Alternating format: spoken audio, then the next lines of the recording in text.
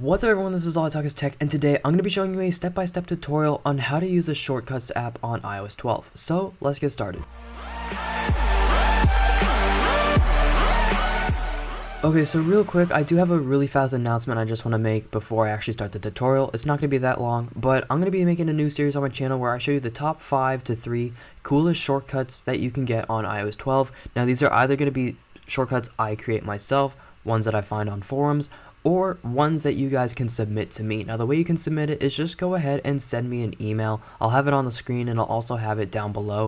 And what you want to do is just list your social media if you want me to give you a shout out, list anything like that, and also send a link of the shortcut along with maybe a description of what it does exactly. Now what's really cool is because the new Shortcuts apps lets you generate a link, you can share this with other people using an iPhone, which is really cool, but I'll get into that later in the video. Anyways, let's get started. So what you're about to witness is me telling Siri a command, and it's going to do a list of actions based off one action that I preset. So basically what I'm going to do is I'm going to tell Siri to get ready for my car ride by saying I'm going to head out. And if you notice, I have low power mode set to turn on, I have my brightness lower, and on top of that I have my music to start playing.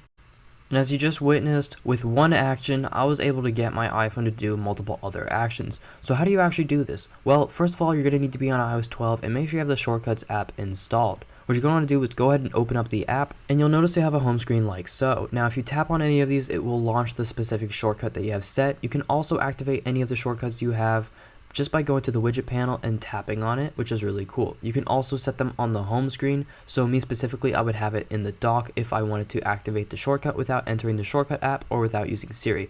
Now here you'll see your standard gallery. This is basically all the shortcuts that Apple provides, but we're going to be making our own because we have our own needs that we want to fulfill, and we can just do that just by a couple clicks. So go ahead and search up the command that you want to do. So for example, I want my alarm to go off at a certain time, so you can do that by going into your clock settings and setting an alarm.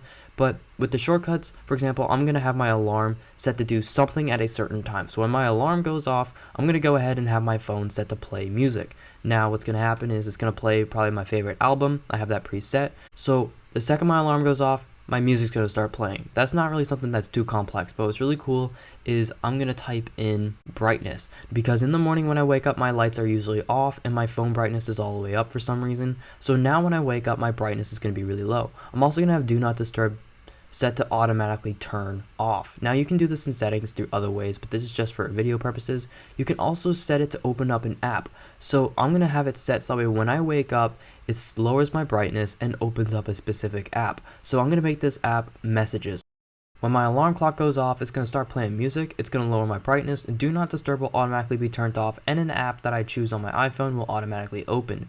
This is pretty neat. You can really take advantage of everything that this app has to offer in so many ways. Now to bring up another list of options, tap on the switch icon in the top right hand corner, and then from here you can rename your icon, you can change the color of the icon when it is displayed on the home screen, or you can preset your Siri recording. So you can say a certain phrase, and whenever you say "Hey Siri," and then that phrase, it's going to launch this shortcut, so that way you can use this hands-free if you need to do this in a car. So just go to tap on done, and then now whenever you say a certain phrase, all these shortcuts are going to launch. Now for the purposes of this video, I'm going to be getting rid of my alarm clock setting, just that way it'll actually launch. So now when I say "Hey Siri, I'm tired," it's going to launch the shortcut that I just created, because that is the phrase that I stated before. And you'll notice that my brightness was lowered and the messaging app open, along with do not disturb being turned off. So you can put so many more features in this, which I think is amazing. For example, if you're about to board an airplane, you can have your iPhone go through a list of procedures in order to make it really convenient.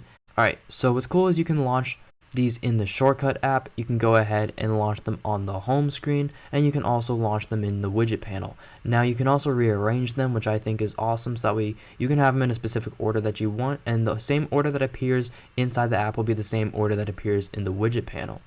If you later on decide that you want to edit this shortcut, you just tap on the 3 bars at the top, tap on whichever setting you want to change, and while we're in the screen, I'm just going to mention how you can add it to your home screen, and you can give it a title if you choose to do so, but also change the color of the app icon that's displayed on the home screen.